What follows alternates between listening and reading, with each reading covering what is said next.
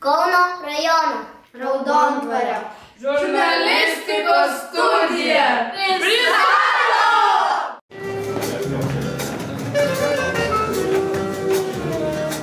Šiandien svečiuose turim Dalių Pletniovą, arba trumpiau Daliuks Pletniot, ar kaip tenais. Kuris yra dainų ir tekstų autorius, spektaklių ir filmams režisierius, aranžuotojas ir žinomas reklamos balsas. Taip. Na, jisai praktiškai, sako, visą gyvenimą užaugo Raudondvaryje ir vadina save tikru raudondvariečiu. Būdamas 6 metų pradėjo žaisti futbolą. Tuo pačiu metu susidomėjo taip pat ir kovos menais ir kultūrizmu. Na, prieš 12 metų pradėjo dirbti profesionalioje garso įrašų studijoje. Turėjo grupę Slapjack, taip, vienas įkūrėjų. Ir kiek aš žinau, dabar turi kitą grupę.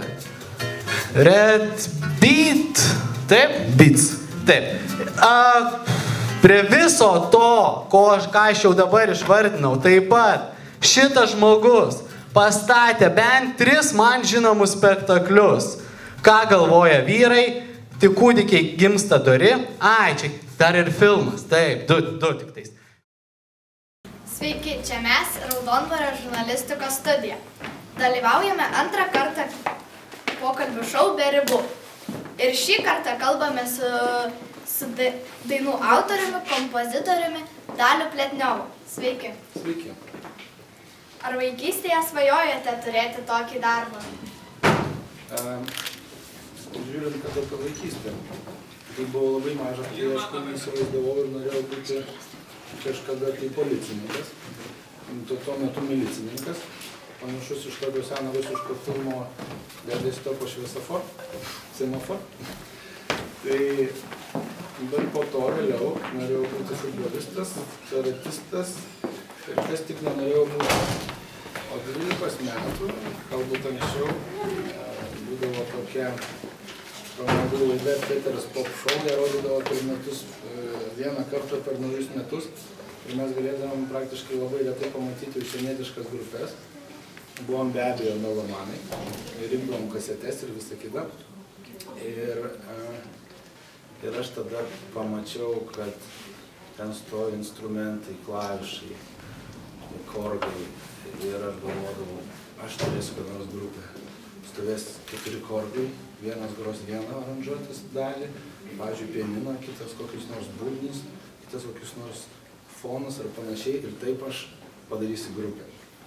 Tai tada aš pradėjau svajoti apie grupę, nors visiškai neįsivaizdavau, kaip ta muzika realiai darosi ir panašiai. Bet kadangi grodavau fortepijonu ir grodavau užsienietiškas dainas, tai aš tiesiog jau tada vėliau pradėjau svajoti. Ir kai baigiau muzikos mokyklą, man ta galimybė tiesiog realiai pavyko sukurti grupę, jaunatvišką tokią. Ir po to, neužilgo po kelių metų, aš atsidūriau garso įrašų studijai.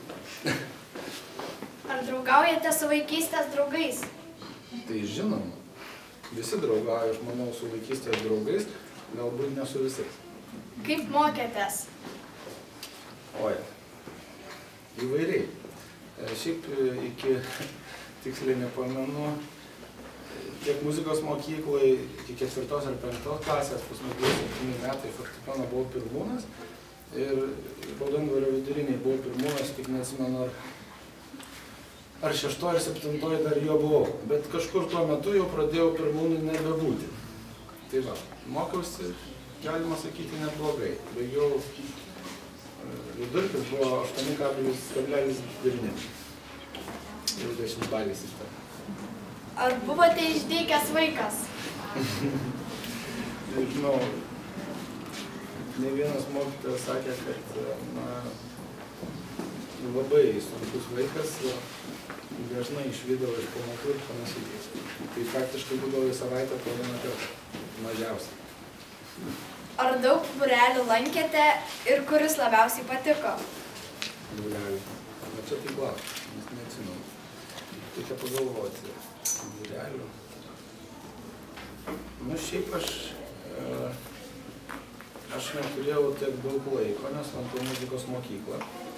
Ir dar lankiau karatė treniruotes ir sportavau pas save sporto salėje. Tai kaip ir būreliam tokio laiko kaip ir nebuvo. Ačiū už pokalbį ir iki kitą kartą. Ačiū tau.